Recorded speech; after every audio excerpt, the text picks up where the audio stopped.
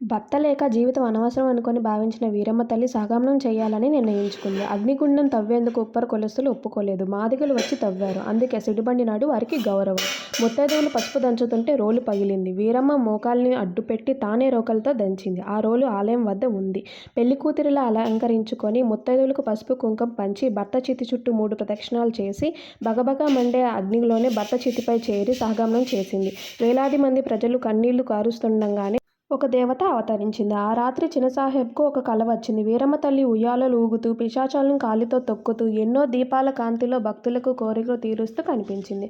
సహగమనం జరిగిన చోటే ఆలయం నిర్మించారు. చెరువును తవ్వించారు. వీరమ్మ చింతయ్యలకు విగ్రహాలు ప్రతిష్ఠించారు. ప్రతి మాఘశుద్ధ ఏకాదశి నుంచి 15 రోజుల పాటు జాతర చేయడం జరుగుతుంది. ఈ రోజుల్లో కూడా ఉయ్యూరులో ఎవరూ పసుపు దంచరు, కారం కొట్టరు. యాదవులు వివాహాలు చేయరు. పెళ్లైన వారు బ్రహ్మచర్యం పాటిస్తారు. అమ్మవారికి చీర, పసుపు, కుంకుమ సమర్పించడం భక్తికి చిహ్నం.